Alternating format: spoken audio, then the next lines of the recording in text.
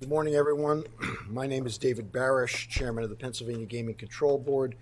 Before we begin, as always, I'd ask people to put their electronic equipment on silent. With us today is George Augusto, representing Russell Redding, the Secretary of Agriculture, Christopher Craig, representing Joe Torsella, the State Treasurer, and Bob Coyne, representing Secretary of Revenue Dan Hassel. Thank you all. The quorum, the board being present, I will call today's proceedings to order. First matter of business, I'd like to have everybody stand for the Pledge of Allegiance. I pledge allegiance to the flag of the United States of America and to the republic for which it stands, one nation under God, indivisible, with liberty and justice for all. By way of announcements, the board held an executive session a little earlier today to discuss and review the matters that were going to be heard here today. In the area of new business, we have one item on the agenda today, a hearing on the Supreme Court's partial remand of the Stadium Casino LLC license issuance. Before we begin, I'd like to note for the record that we have a petition to intervene in this matter that was filed by Sugar House. Because the parties to the proceeding have not yet had a chance to respond to that petition, we are not going to take that matter up today. Rather, we will hear from the parties present as scheduled and then keep the record open. This will give all parties an opportunity to respond to the Sugar House petition if they choose to do so. I would ask that any party who wishes to respond to Sugar House's petition do so by close of business this Friday, August 4th. Mr. Chairman, may I be heard? No, I don't believe so, Mr. Sprague. Just to make a motion. There's nothing in for. We're not hearing any matter relating to the intervention of Sugar House at this time. We'll deal with that after we see briefs. It relates to deferring the ruling on a petition to intervene. Well, I would suggest that we would like to proceed, and when we're done, if you want to talk to us then, we can see. Thank you very much. Additionally, we have a request from Stadium to preclude cross-examination of its witnesses by Market East, as well as a response to that request that was filed by Market East. Although Section 44A.7 of the board regulations typically allows only the board and enforcement counsel to question applicant witnesses, given the unique posture of this case and the narrow issue before the board, we are also going to allow Market East to question the applicant's witnesses and any witnesses OEC may call. I would caution Market East, however, that the questioning must be limited solely to the issues that are presented by the remand and before the board today. At this time, I would ask anyone who's going to speak, please state and spell your name for the court reporter. And I would also ask that all non-attorney witnesses for any party, please stand and be sworn at this time. You may proceed, Mr. Stewart. Thank you very much. May it please the board, Mr. Chairman, commissioners, good afternoon. My name is Mark Stewart, S-T-E-W-A-R-T, with the firm of Eckert Siemens, who appearing before you today on behalf of Stadium Casino LLC. With me as well is my co-counsel, Kevin McEwen, and that's M-c-K-E-O-N. It has been a long road that we have all been on. Before you proceed, excuse me, we do have witnesses, or do you want them to be sworn right now? Or I think we should do it that way, and then we're free to proceed. I'll allow them to introduce or spell their own names, but it is Mr. Terrence Everett and Mr. Bob Manukian. Okay, if you could both please stand for the court reporter and be sworn. Yes. Thank you, Mr. Chairman. It has been a long road that we have been on together in this licensing proceeding. It was in 2012 that applications were filed by Stadium Casino, as well as, I believe, 6 other applicants at that time. Those applications were extensively reviewed by your staff. Hearings were held in 2014, as you're well aware, in the beginning of that year, and your decision came down in November of 2014. We are here today in 2017 almost 3 years later, and we are here to address the narrow questions that have been remanded to the board by the Supreme Court. Namely, whether in Stadium Casino's post-licensing structure, Bob Manukian will hold a financial interest in either Sterling Fiduciary Services, the trustee, or the Sterling Trust, that is in excess of the 33 1/3% permitted by the Gaming Act. The evidence presented today, which will be in the form of documents as well as the testimony of Mr. Terrence Everett and Mr. Bob Manukian, will show that Mr. Manukian, in fact, holds no financial interest in either Sterling Fiduciary Services or the trust. That is to say, using the court's parlance, that he has no monetary right, claim, or investment in or with respect to either the trust or the trustee. Prior to presenting our witnesses, we would like to identify the exhibit packets that are before you. In doing so, we note that the court specifically identified two distinct and discrete facts for the board to determine. One is the nature of Mr. Manukian's transfer to his sons of his shares in the trustee. The other is the nature of Mr. Manukian's funding of the trust. On the first issue, involving the transfer of the shares, it has already been established on the record before the board.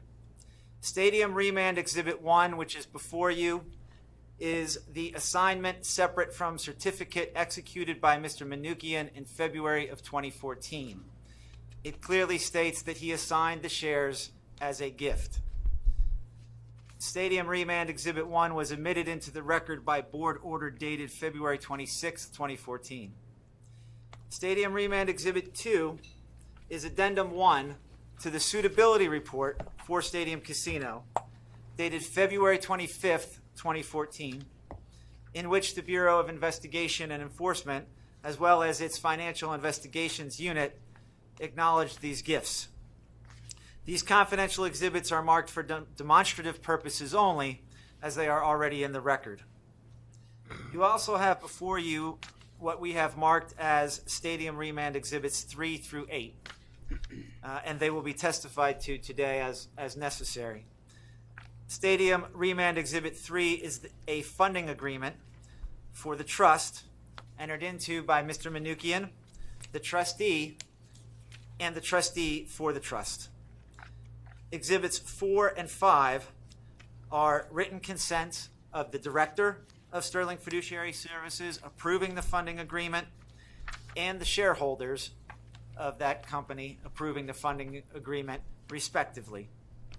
And then Stadium Remand Exhibits 6 through 8 are affidavits from each of Mr. Manukian's 3 sons affirming and attesting that they received the shares in the trustee as a gift. With that, we will move on to present our oral testimony. Our first witness will be Mr. Everett, who is appearing in his capacity as President and Director of Sterling Fiduciary Services. After his testimony, Mr. Manukian will testify. Mr. Everett. Gentlemen, I'm here today as the President and Director of Sterling Fiduciary Services, Inc. This is a corporation that is the trustee of the Sterling Investors Trust. That trust will hold ultimately a 17% interest in the Stadium Casino investment as a whole. Sterling Fiduciary Services, Inc. is owned 24% by each of the sons of Mr. Manukian and 28% by Mr. Manukian. With respect to the trust, this was an irrevocable trust created by Mr. Manukian in November of 2012. It can't be modified, it can't be changed. The beneficiaries in this trust are his 3 sons and their, if they have them in the future, their children and their respective wives. Mr. Manukian cannot benefit from the trust. He cannot get any distributions from the trust. The trustee, which is Sterling Fiduciary Services, Inc., is authorized to make distributions from the trust to the beneficiaries for health, education, maintenance, and support. The trust instrument also provides that Mr. Manukian cannot exercise any control over the trust or its investments.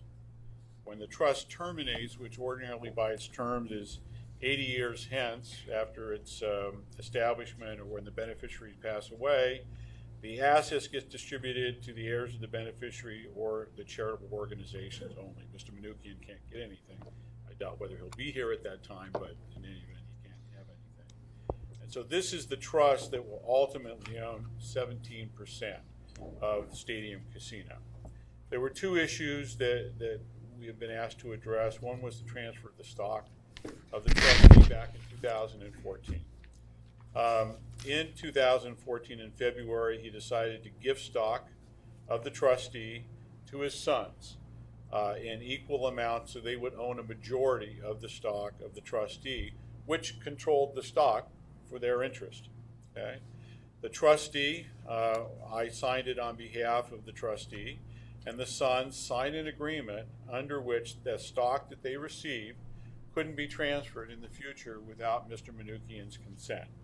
This was to maintain equal ownership of the sons in the trustee by the three beneficiaries of the trust. At that time, documents which are of the record, assignment separate from certificate, gifting the stock to each of the sons was executed by Mr. Manoukian, his certificate, and that was delivered to the trustee.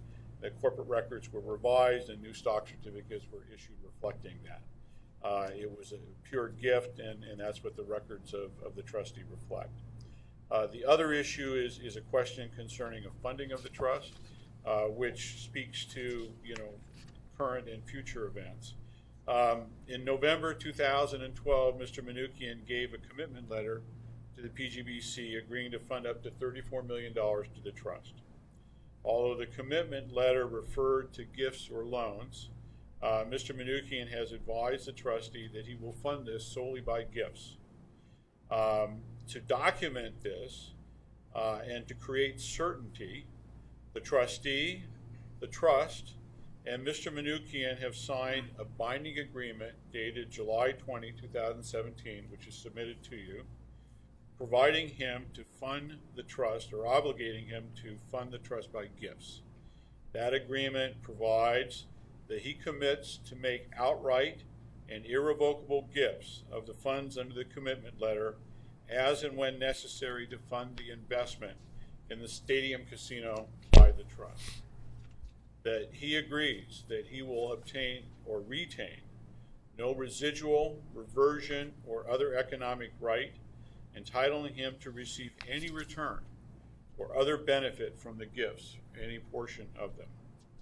The trustee of the trust agrees that it would limit the trustee fees charged to the trust to the actual cost of administering and operating the trust. This permitted the maximum amount of funds to be retained in the trust for the benefit of Mr. Manoukian's son. The trustee also agreed that no fees that it receives as a trustee from the trust will be distributed by way of dividends, profit participation, or other distributions to Mr. Manoukian. Mr. Manoukian agreed that neither he nor his estate would borrow or lend money to the trust. And the trustee has also agreed that neither it will not borrow money or lend money to the trust. This agreement was drafted, it was approved by the director of the trustee. It was also approved by the shareholders of the trustee, with Mr. Manoukian abstaining because he had an interest in the agreement.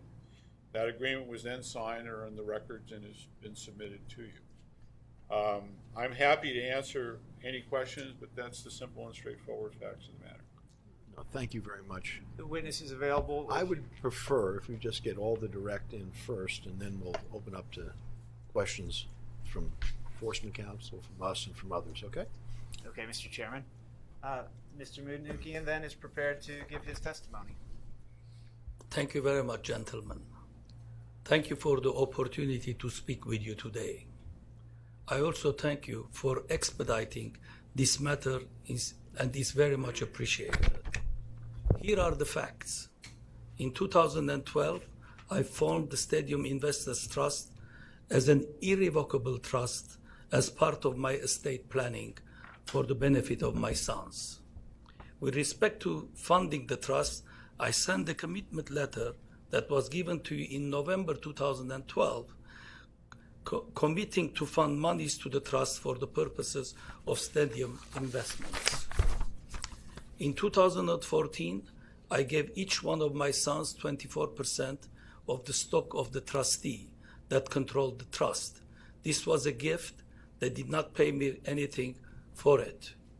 I have also recently signed a binding agreement to fund the trust by outright and irrevocable gifts, and I will do so, I promise. Thank you very much. Thank you. Mr. Chairman, that concludes our testimony. Thank you. Direct. Enforcement Counsel. Cyrus Petrie, P-I-T-R-E, Chief Enforcement Counsel. Mr. Everett, did you have a role in creating or forming the Sterling Investors Trust? And if so, what was that role? My law firm acted as counsel as part of drafting that trust. And in drafting that trust, was it created with Section 1330 of the Gaming Act in mind? That would be the ownership and financial interest section of the Act. Did you refer to that at any time while you were creating the trust? We were well aware of Section 1330. Okay, so was that created with that section of the Act in mind? We certainly had all sections of the Act, but we were aware of the 1 1/3 rule under 1330 at the time. Okay, was there any intent when creating the trust to create a get around, or for lack of a better word, around the ownership and the financial interest provisions of 1330 of the Act? No, we saw what the law was, and we knew what was required. We had seen the decisions of the board, and a structure was created that, in our view, complied with all the requirements. Okay. So what was the intent in the creation of Sterling Investors Trust? The intent of the trust was for Mr. Manukian to create a separate vehicle for the benefit of his sons, that he would give money and fund, and they would own and control and have the benefit of it. And what was the intent in the creation of Sterling Fiduciary Services, Inc.? A trust has to have a trustee. And the trustee was created as a trust company similar to a family office or family corporation to be the trustee of the trust, to control and to implement the terms and provisions of the trust instrument. And did your firm or you have any role in creating Sterling Investors? Yes, we did. Okay. Sterling Fiduciary Services, Inc., I'm sorry, the trustee? Yes. Okay. Yes, we did. All right. And what is your role within the trustee, within Sterling Fiduciary Services? I am currently the president and director and secretary of the corporation. Are there any other officers or directors in Sterling Fiduciary Services, Inc.? No. Okay. Talk to me a little bit about the roles of a director and an officer, your separate roles there. Talk to me first about your role as the president of Sterling and secretary of Sterling Fiduciary Services, Inc. Well, to date, there hasn't been really anything to do because there's no license to create a casino. But the typical role of an officer of a corporation is to act, particularly the president, as a chief executive officer, to make day-to-day decisions subject to the discretion of the board of directors and the bylaws of the corporation, and to run the operations of the corporation. And as a director? A director is, at least under Nevada law, is the people that supervise the officers of the company. They owe a fiduciary duty to the corporation and to the shareholders. Okay. Now, my understanding is that according to the bylaws, Sterling Fiduciary Services, Inc. Is required to have no less than 2 directors. Is that correct? It is authorized to have 2 directors and up to 14 directors. Okay. And is there an exception to having less than 2 directors? Currently, there is a vacancy on the board. Mm-hmm. There were 2. Now there is 1 director, and there is a vacancy on the board. And that previous director was Mr. Manukian, correct? That's correct. He resigned, I believe, in 2014.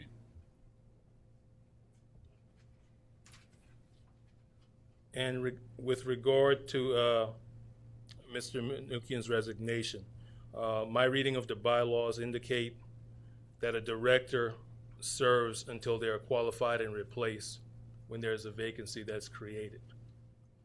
And there's one exception under those bylaws, and it's in section 3.4. Do you have any recollection of that? Would it help if I let you? Well, I don't know what section 3.4 says. We could look at the exhibit if you want. I know that the directors serve in their position until their successors are appointed. However, if a director resigns, he's gone. Okay. And once that director resigns, do the stockholders step in at any point and have a say in how the business is conducted? No, the stockholders elect the board of directors. The board of directors then determines the policy of the corporation, and that board then directs its officers to implement that policy.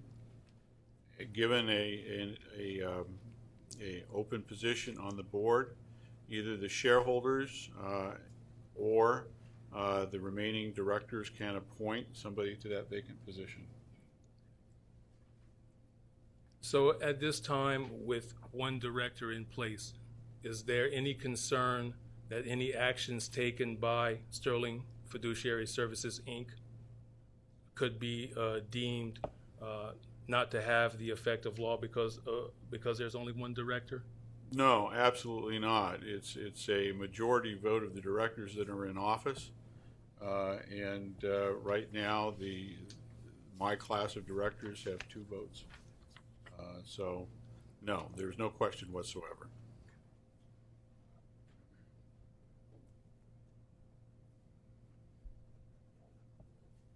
Okay, also, so Mr. Manukian reduced his number of shares, and he transferred them as gifts to his sons in equal amounts. There's a restriction that was placed that, if I'm not mistaken, that the sons had to seek the approval of Mr. Manukian prior to them divesting that share of ownership. Is that correct? That's correct. Explain to me why that shouldn't be considered, that condition or restriction shouldn't be considered a form of consideration, or why it shouldn't be considered a financial interest as defined by the Supreme Court.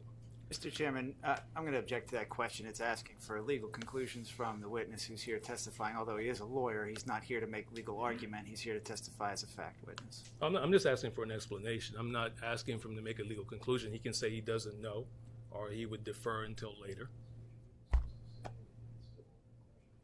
We can deal with that in briefs. Well, we certainly could. Okay. Well, as I understand it, the Supreme Court has said that a financial interest is a legally enforceable monetary right or claim or an investment in the trustee. Well, it's similar to a private company where you have 3 shareholders and you have a shareholders agreement. The shareholders agree not to transfer the stock to a third party without the consent of the other shareholders. Very similar to that, Mr. Manukian cannot get any money from that. He doesn't own the stock. He just has the ability to prevent the kids from transferring it among themselves or giving it to somebody else without an approval. He maintains the majority of the stock in the kids, but in equal amounts. It creates a reasonable structure for go forward. So I don't see it as a financial interest at all. He can't benefit from it. It's similar to, as I said, a privately owned company where people have shareholders agreement restricting transfer of stock. Would any party, if one of his sons sold or attempted to sell that stock, who would have a legally enforceable claim to stop that sale or to sue as a result of that sale? I have to object to that question as well. It's calling for pure speculation and a hypothetical situation. And my response would be, your witness is free to state whatever views, including no view, if that's what his position is. Thank you, If Mr. the record is still confused when we're all finished, we can deal with that in briefs, okay? The parties to that document were the sons and Mr. Manukian, as well as the corporation. The corporation would be in breach of contract if it registered a transfer of that stock on the books and records of the corporation. Therefore, it seems to me Mr. Manukian, as well as the corporation and the kids, could probably enforce that. So would the trust have any legal rights against the trustee in that regard? The trust, the trust is an entity that holds assets for the benefit of a beneficiary. Okay, the only party to that agreement is the trustee. It doesn't involve the affairs of the trust. It involves the trustee. So, and the trust can only act through the acts of the trustee at any event. So, the trust is an independent legal entity, so to speak.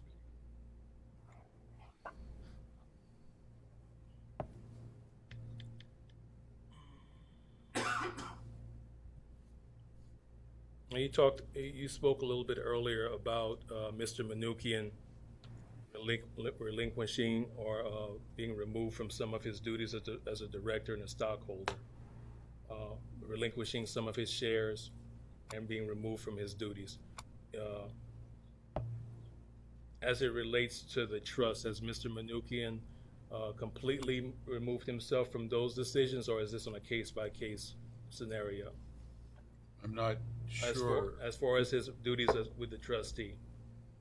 Well, he has no duties to the trustee. His only interest in the trustee is he's a 28% shareholder. Okay. Can he enter into any agreements on behalf of the trustee? No. Can he make any decisions on his own on behalf of the trustee? No.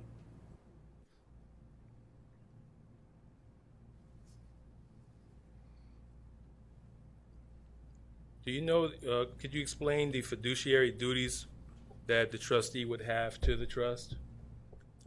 Well, a trustee has fiduciary duties to conform its activities to the instructions that are within the trust instrument itself, and to conform to the fiduciary requirements of law, which are duties of loyalty, other duties that the law imposes upon a trustee of a trust. And it's required to implement the provisions of the trust instrument totally. And as the sole director and the sole officer of the trustee at this stage, you have broad discretion as it relates to the operation of the trustee. Is that correct? I have broad discretion with respect to the operations of the trustee. However, with respect to anything that involves the trust, I can only act in accordance with the terms of the trust instrument itself. Could the stockholders remove you as the officer and director? Yes, a majority of stockholders can remove me at any time.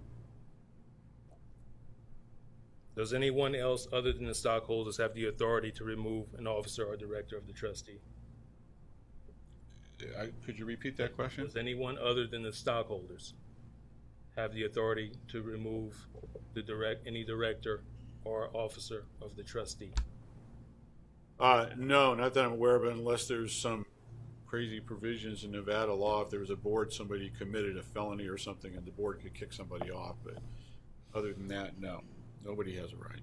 Okay, with regard to the trust document, particular as the Sterling Investors Trust, specifically Section 4, it's entitled Trustee Powers and Administration. You have a copy of that before you? Yes. Does a trustee have the authority to borrow money, make loans, or enter into contracts on behalf of the trust? The trustee has extremely broad powers and basically can take any transactions on behalf of the trust that are in accordance with the terms of the trust. Okay, so who would execute any contracts or agreements on behalf of the trust? Well, if the trustee decided on behalf of the trust to make an investment, then that investment would be taken in the name of Sterling Fiduciary Services, Inc. as trustee of the Sterling Investors Trust. Okay. So can the trustee enter into any transactions with a fiduciary to buy or sell assets, or to loan or borrow any amounts of money pursuant to the trust document? I have to reread this again. I believe, and I will tell you, I haven't read this provision lately, but I believe that the trustee has extremely broad powers, which would include those powers. Okay. With regard to the agreement that Mr. Manoukian signed on July 20th, 2017, in your words, what is the purpose and the effect of that agreement, wherein you executed it on behalf of the trust and the trustee, Mr. Manoukian, as the settler for the trust? Well, the purpose of the agreement was to create some certainty in a binding legal agreement with respect to future acts by the parties, including the legal obligation which would be enforceable to fund that trust by gifts, the legal obligation which would be enforceable to limit the amount of trustees' fees, the legal obligation which would be enforceable to not borrow money or lend money. And so we attempted to create a document that clearly set forth legally binding obligations of the parties to create certainty as to what those obligations were, and so those parties would perform them in the future. I'd like you to direct your attention to that agreement. You could pull that agreement, please. I believe it's page 7, paragraph 3. Page 7, or section 7? I'm sorry, paragraph 7. Okay.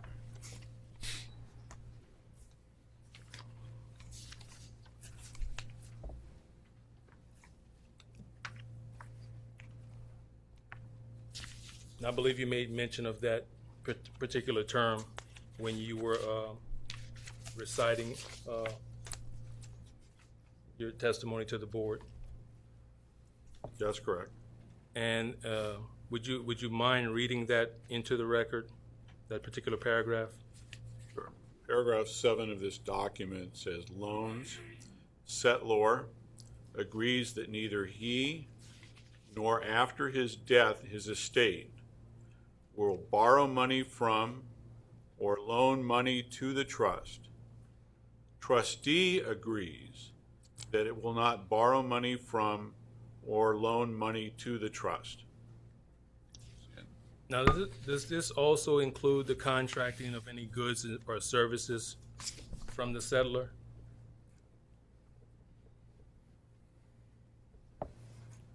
It doesn't address that, no. Does it include the contracting of any goods or services from the trustee other than those provided as a trustee? No, it doesn't. Would the trust document limit either one of those from occurring? To your knowledge.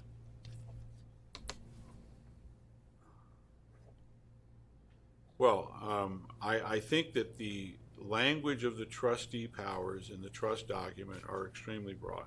Okay, so I don't believe that it would prevent it. From a practical perspective, in the sense of the trustee has agreed to provide its services as trustee at cost.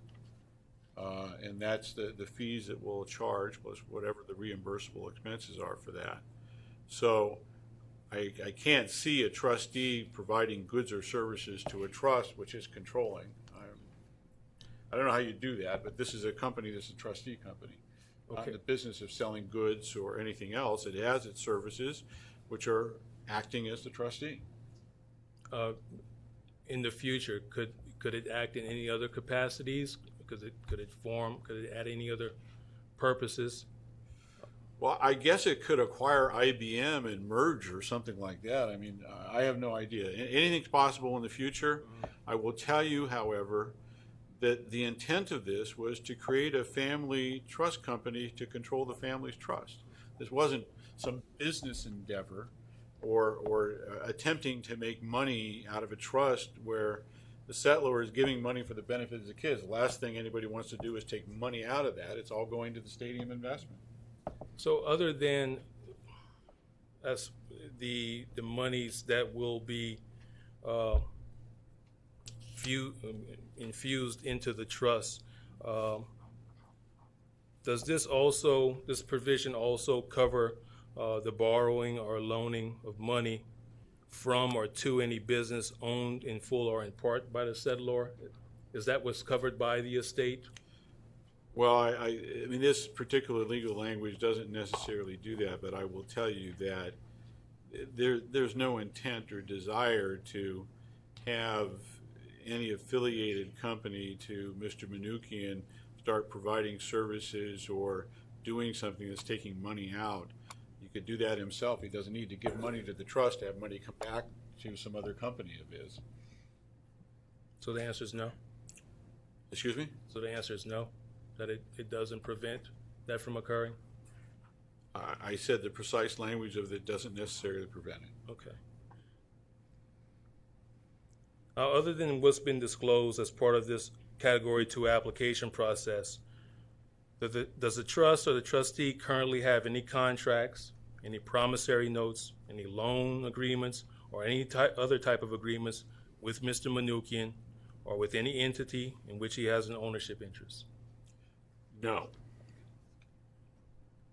Again, other than what's been disclosed in the Category 2 application process, does the trust or trustee currently have any contracts, promissory notes, loan agreements, or any other type of agreements with any person or entity financially indebted to Mr. Manukian, or to any entity in which he has an ownership or financial interest?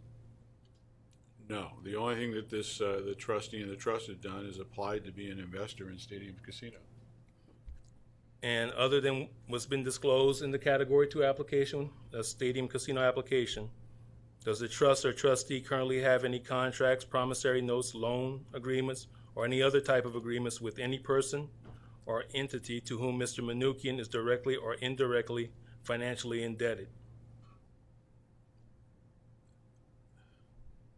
No, not except as disclosed in our application Right, materials. No. I want to change course now and now talk about the money that's going to be placed into the trust. Do you know, or does Mr. Manukian know the source that he will utilize to make that $34 million gift? He has the financial resources available to do so from multiple sources. Okay. Okay, so please walk us through the process and how the gift will be made. Will it be one lump sum infused at one time? Will it be on a schedule to be infused at over a different sets amount of time, or will it be on an as-needed basis? Yeah, what the agreement provides as needed. What will happen, the Stadium Casino investment contemplates that there will be a hotel acquired. That hotel will be renovated and built into casino operation in South Philadelphia. As that process goes along, all of the partners will be asked to contribute equity towards that amount, and the trust will contribute its 17% of that equity. So if what happens in the funding is we say, okay, all of that's got to go up front, then everybody will put their money up front and the gifts will be made immediately. If the banks and everybody else say you've got to put it in 1/3, and this is the schedule, that's what we'll do. That schedule has not been determined, but whatever's needed, when it's needed, will be when the gifts are made. Will there be any conditions or restrictions that are attached to the gift? No, they're going into a trust which is already restricted for the benefit of the kids. And will the funds, in whole or in part, emanate from any loans, contracts, or agreements with Greenwood Gaming, Inc.? No. Do the funds, in whole or in part, emanate from any loans, contracts, or agreements with any of the Greenwood affiliates or subsidiaries? No. Will or do the funds in whole or in part emanate from any loans, contracts, or agreements with any subsidiaries of Greenwood's affiliates? No. Will or do the funds in whole or in part emanate from any loans, contracts, or agreements with any of Greenwood's or Stadium Casino's principals other than Mr. Manukian? No. Any businesses owned by those principals in whole or in part? Not that I'm aware of. No. The witness try to keep his voice up, please. Excuse me? If you keep your voice up. Okay, when you're I'm answering sorry. I questions. apologize. That's okay.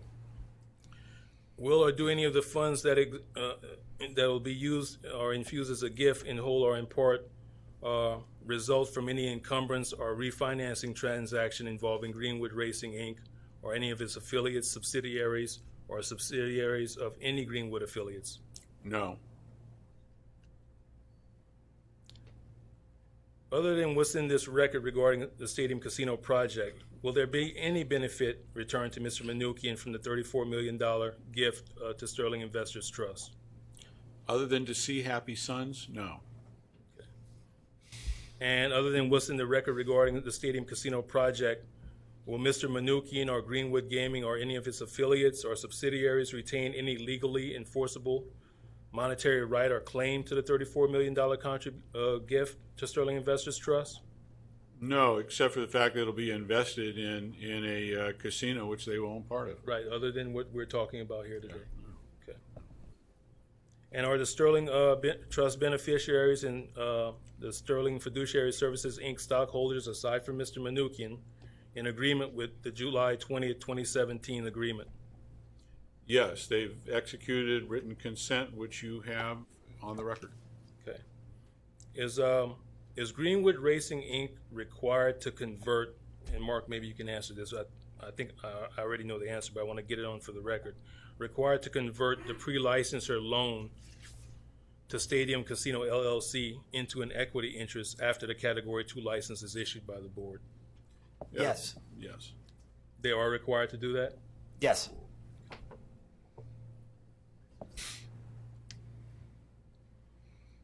Can either or both of you commit that they will do that today here on the record? Absolutely. Otherwise, if we don't, I assume that the board will decide that they want to conduct an investigation on 1330. That concludes my question. Thank you.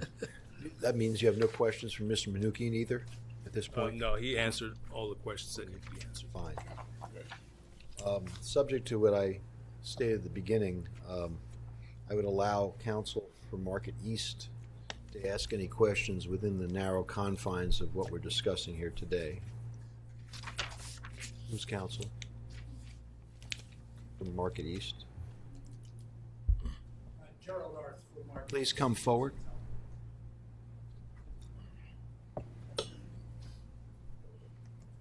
Just identify yourself for the record. Gerald please. Arth from Fox Rothschild for Market East Associates LLP. We have no questions of either of these witnesses. Sorry to make you walk forward, but thank you for the record. At this point, are there any questions from the board or ex officio's members? Yeah, Mr. Everett, I don't know if you or perhaps Mr. Stewart is best to answer the question. Can you tell us how old are the three children of Mr. Manukian? They're all adults. They range in age from what? 22 and a half, 27 and a half, 29 and a half, and 31 and a half. Are they any of them married, sir? My daughter is going to get married next year. That's another adventure coming down the road. The sons are not married. Okay. Sons are not married, no.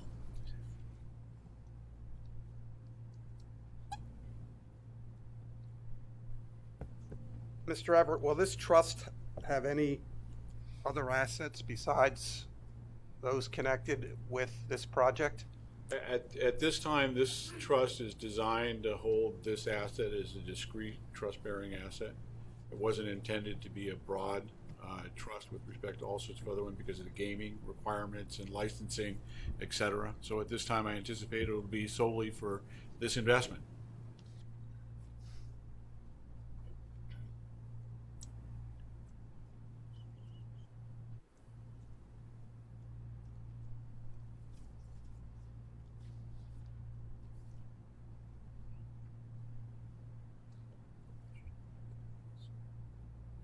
Perhaps in a way this question's been answered, but I'll ask it anyway. Mr. Manukian gifted 72% of the shares of the trustee. Why did he retain 28% exactly? Can you tell us?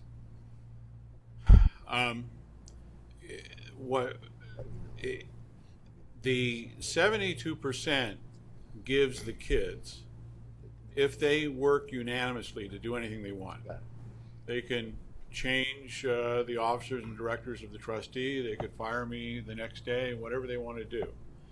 But two kids can't gang up on a third kid. And the father is there while he's alive as a buffer to prevent that. He doesn't have control at all. But it was done so they had equal interest at the same time. It prevented things from getting out of hand. Okay. And finally, I'm not sure going forward what relevance this has, but it's interesting to me that Mr. Manukian resigned as a director some years ago, and no replacement has been accomplished. Can you tell the board why not? Well, as I said, the purpose of this trust is to make this investment. Frankly, we've been granted the license, but we've been in litigation for 3 years. Very difficult to determine who you want as a director with respect to something that may not occur and which is in the middle of litigation. So there was really no reason to start and recruit and determine a third person and go through the qualification requirements with the board that would be required for that. We don't even know if we have a license. Okay. That's all I have, Mr. Chairman.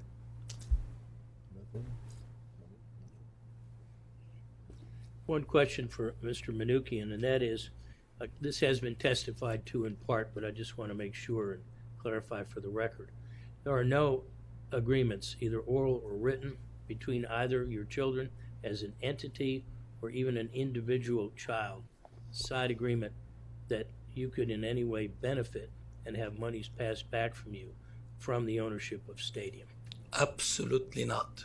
Okay, thank you. I don't, Mr. Chairman. Ex officios, anyone? Mr. Craig? Just for the record, my name is Christopher Craig. I'm Chief Counsel of Pennsylvania Treasury Department. I represent the Treasurer, Joseph Torsella, and one of our roles is that we're the sole custodian of all gaming funds, and we monitor that and ensure it's proper and prudent investment and to see that funds are available for the priorities of the Commonwealth as the legislature has intended. So we have an interest in seeking the health, and so I just have just a couple questions that really reflect my lack of understanding of some of the transaction. If I understand it, it's the total commitment is $34 million, is it, to the trust?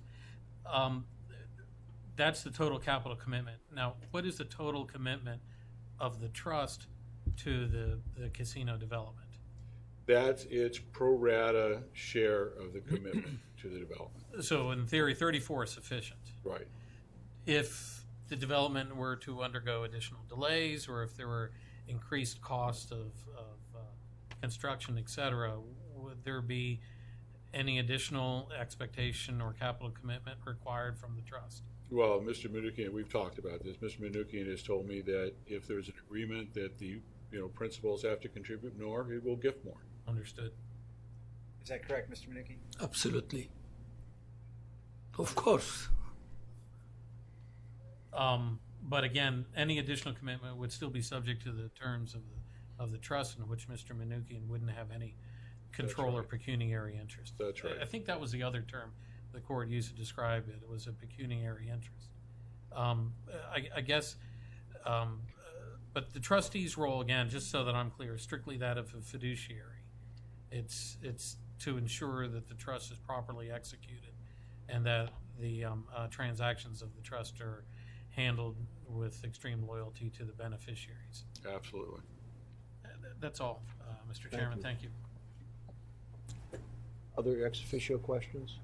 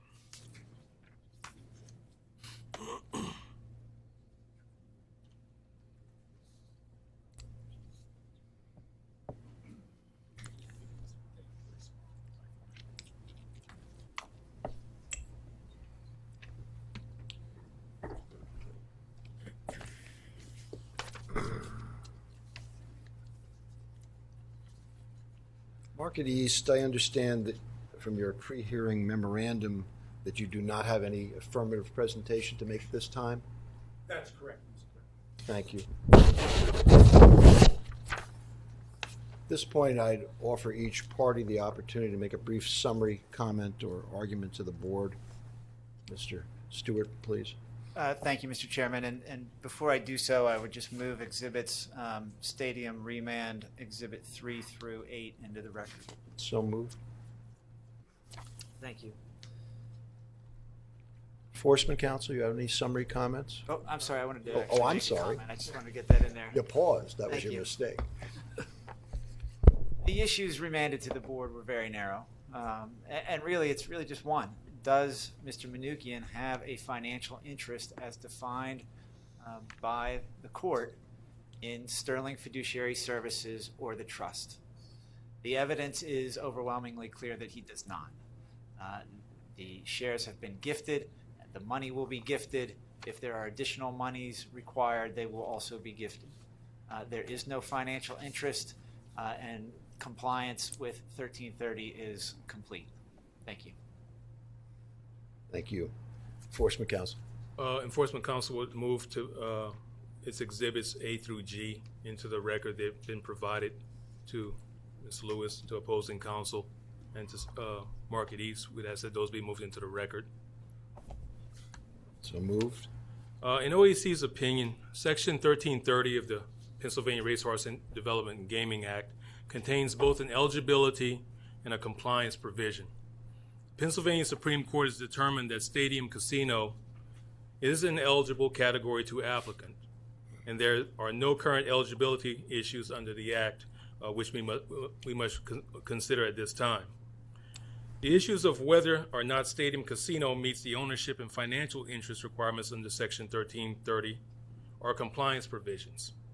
As such, Section 1330 allows for the divestiture of any ownership or financial interest not in compliance with this section, and also gives the board the authority to approve the terms and conditions of any divestiture of ownership or financial interest greater than 33.3%.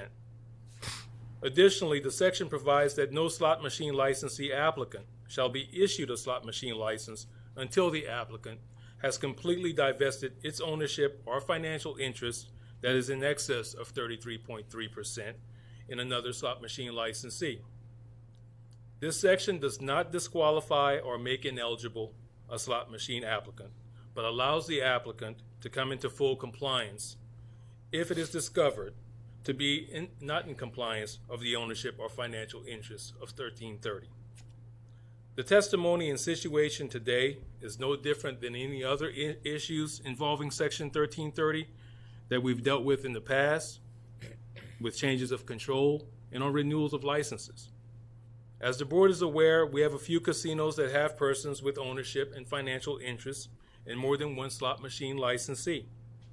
We constantly and tediously monitor and review financial transactions, agreements, and changes in ownership percentages for all our slot machine licensees, and we've done the same thing for Stadium throughout this ordeal to ensure that they maintain compliance with Section 1330. And if the board recalls, a couple of years ago, there was a refinancing that Parks went through. We went through those documents. We reached stipulations with Parks with regard to those matters on Stadium. We've been receiving information regarding the disbursements and the expenses as it relates to Stadium. So that's an ongoing monitoring that occurs with every licensee and with every pending applicant for a slot machine license. With each filing of every Category 1, 2, and 3 renewal application, we take a complete look at not only the current ownership and financial interests, but also what has occurred over the renewal period. If at any time a bureau or an office within the PGCB questions whether a licensee or applicant is out of compliance with Section 1330, a referral is made to our office and an investigation and review is conducted. So with that said, Mr. Manoukian and Mr. Everett have been licensed principals in good standing with the board for quite some time. I have no reason to doubt their testimony, and I'm encouraged by it. However, It will be recommended and requested that subsequent to a final adjudication of this matter and prior to the board issuing any Category 2 license to Stadium, that the Bureau of Investigations and Enforcement and Office of Enforcement Counsel be given ample opportunity and time to review and trace the source of any funds that will be used by or for Stadium Casino to build the Philadelphia Casino project.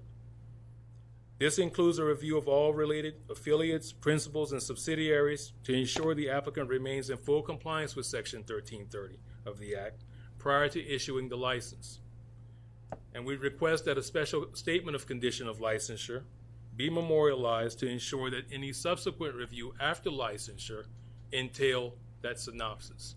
With that, the Office of Enforcement Counsel is open to any questions the board may have, and we conclude our testimony. Thank you very much. Chairman, may I put on the record? We're in the middle of a Mr. Sprague, we're in the middle of a proceeding. No one has called upon you. You should remain there if you wish and let us conduct our proceeding. And before the gavel comes down at the end of this proceeding, I will address you at that time. That's it. That is it for now. We'll deal with it when we get to that point in these proceedings. Before you close, Mr. Chairman. I will have a comment to make, and you will be able to react thereto. Thank